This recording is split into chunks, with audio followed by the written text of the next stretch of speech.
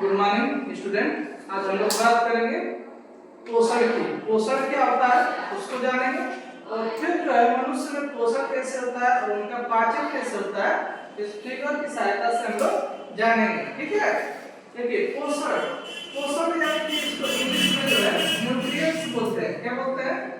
Nutrients या sorry nutrition. क्या बोलते हैं? न्यूट्रिशन। ठीक है, यानी कि पोषण क्या है? पोषण वह विधि है जिसके द्वारा कोई जीव भोजन को क्या करता है?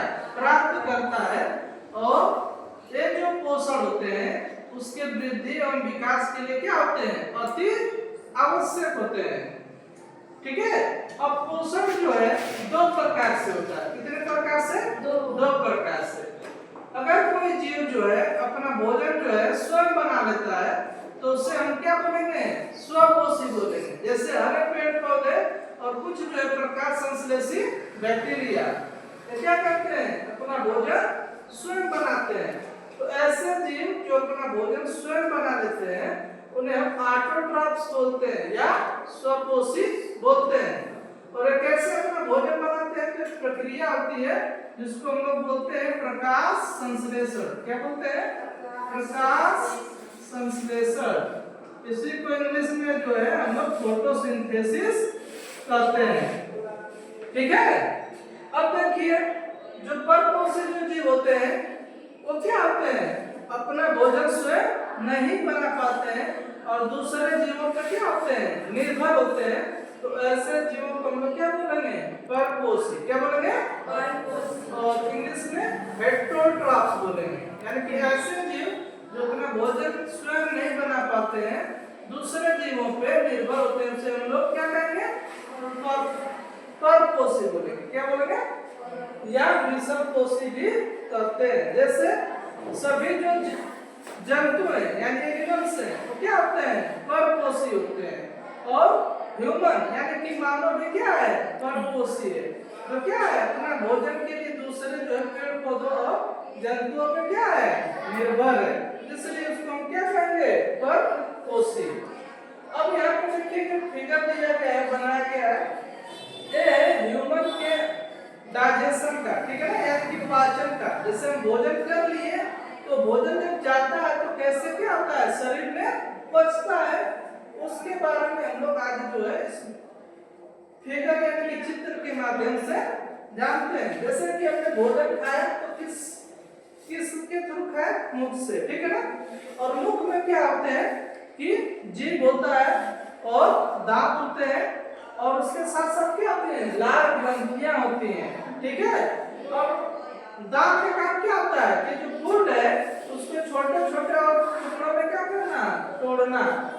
हमें उसको छोटे छोटे भागों में क्या करता है? काटता है। काटता मतलब क्या है? छोटे छोटे भागों को और क्या करता है? तोड़ता है। इसके साथ साथ जो जीव होता है वो क्या करता है कि जो लार ग्रंथियों से लार निकलता है, ठीक है ना, उसको भोजन के साथ क्या करता है? मिक्स करने का यानी कि मिलाने का अच्छे से कार्य करता है। और उस लार ग्रंथियों में क्या होती है? लार ग्रंथियों से निकलता है लार, और लार में क्या पाया जाता है? डाइजेस्टिव एंजाइम यानी पाचन करने वाली एंजाइम।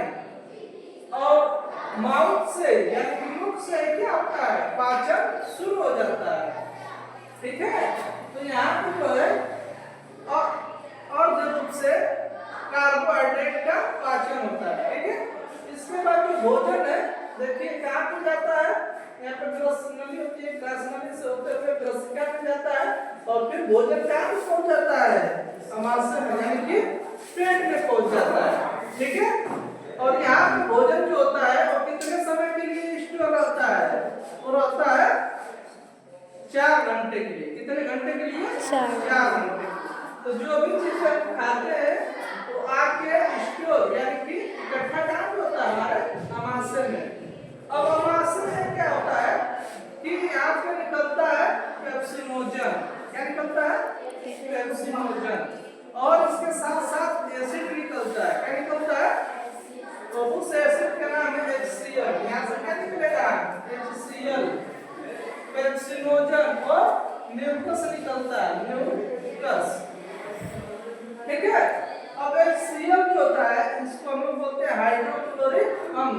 तो हाइड्रोक्लोरिक अम्ल जो होता है इसको क्या कर देता है, जो क्षारीय भोजन है उसको अम्लीय में चेंज कर देता है, और तभी जाके जो है जो पेप्सिनोजन है, पेप्सिनोजन एंजाइम, इसमें से निकलता है पेप्सिन, जो क्या करेगा आधे रूप से अपूर्ण रूप से प्रोटीन का डाइजेशन करेगा। अब जो भोजन है वो कहाँ पे आ जाएगा, छोटी आंत में। कहाँ पे आ जाएगा, छोटी आंत में। अब छोटी आंत में क्या होता है, पूर्ण रूप से जो भी भोज्य पदार्थ में प्रोटीन है, चाहे कार्बोहाइड्रेट है, चाहे फैट्स है, उसका क्या होता है, पूर्ण रूप से पाचन होता है। ठीक है। और यही से क्या होता है, फूड जो है एब्जॉर्ब, जो डाइजेशन के बाद जो होता है फाइनल प्रोडक्ट उसको एब्जॉर्ब कर लिया जाता है, अवशोषित कर लिया जाता है, और ब्लड की सहायता से पूरे जो है शरीर में भेज दिया जाता है। ठीक है। और जो अपशिष्ट पदार्थ होते हैं उनको मलाशय में इकट्ठा होता है और फिर मल द्वार के द्वारा बाहर निकल जाता है। यहाँ पे आप देख रहे हैं यकृत है और पित्ताशय, ठीक है ना। तो यकृत में क्या होता है कि बायजूस का क्या होता है, निर्माण होता है, और वह बायजूस पित्ताशय में क्या होता है, आके इकट्ठा होता है, और जो पित्ताशय स्मॉल इंटेस्टाइन में क्या करता है कि उस जूस को सिक्रीट करता है। तो जो क्षारीय अम्लीय जो भोजन था वो क्षारीय में क्या रहता है, परिवर्तित हो जाता है।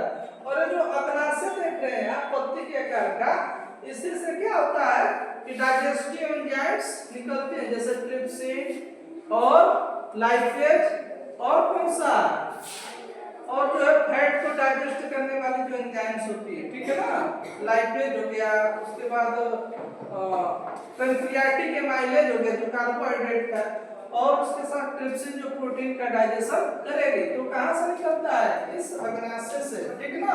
यानी कि ट्रिप्सिन जो है, ट्रिप्सिन एक किसको डाइजेस्ट करेगी, प्रोटीन को, ठीक है। इसके बाद जो है पैंक्रियाटिक एमाइलेज होता है, पैंक्रियाटिक एमाइलेज एक किसका डाइजेशन करेगा, एक करेगा कार्बोहाइड्रेट का, कार्बोहाइड्रेट का, और जो लाइपेज होता है, लाइपेज किसका डाइजेशन करेगा, वो करेगा फैट का, इमल्सिफिकेशन करेगा। ठीक है।